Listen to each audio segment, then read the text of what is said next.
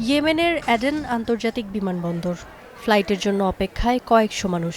চোখ মুখে অনিশ্চয়তা, গন্তব্যে পৌঁছাতে পারবেন কিনা জানেন না তারা। 3 দিন ধরে ফ্লাইটের জন্য অপেক্ষা করছি। সানা থেকে স্থলপথে দীর্ঘ পথ পাড়ি দিয়ে এসেছি। এসে শুনি ফ্লাইট স্থগিত।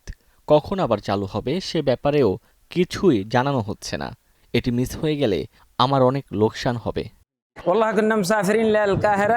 চিকিৎসার জন্য কায়রো যাওয়ার কথা ছিল আমার, কিন্তু ফ্লাইট স্থগিত হয়েছে শুনলাম। কেন স্থগিত হলো তাও জানি না, আবার কখন চালু হবে তাও জানি না। খুব বিপদে পড়ে গেলাম। বিচ্ছিন্নতাবাদী সশস্ত্র গোষ্ঠী সাউদার্ন ট্রানজিশনাল কাউন্সিল এসটিসি ও আন্তর্জাতিকভাবে স্বীকৃত ইয়েমেন সরকারের মধ্যে চলমান উত্তেজনার জেরে দেশটির সাধারণ মানুষের এই ভোগান্তি। বৃহস্পতিবার অ্যাডেন বিমানবন্দরের সব ফ্লাইট স্থগিতের ঘোষণা দেয় এসটিসি। কতদিন এই অবস্থা চলবে সেটিও স্পষ্ট নয়।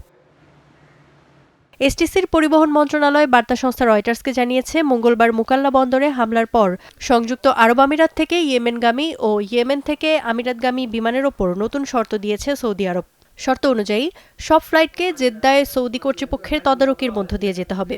এর জেরেই এডেনের সব ফ্লাইট স্থগিত করেছে এসটিসি।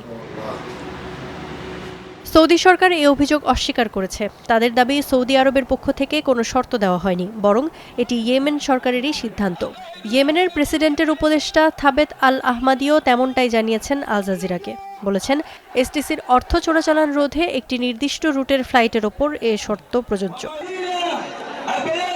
চলমান এই উত্তেজনার সূত্রপাত গেল মাসের শুরুতে।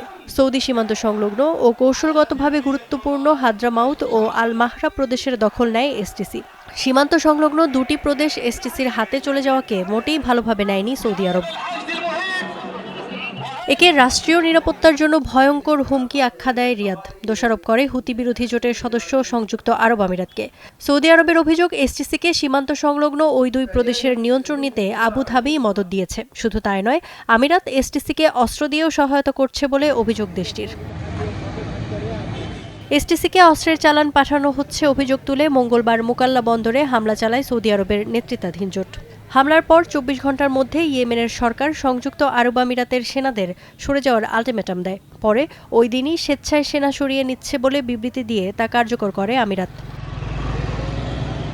ইয়েমেনে ইরান সমর্থিত সশস্ত্র গোষ্ঠী হুতি বিদ্রোহীদের বিরুদ্ধে 2015 সালে সৌদির নেতৃত্বে একটি জোট গঠিত হয়। ওই জোটেরই অংশ ছিল এসটিসি।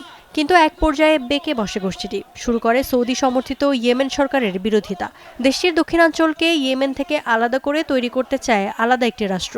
এডেন শহরটি 2019 সালের আগস্ট থেকে এসটিসির দখলে রয়েছে। Iffat Khondakar, Star news.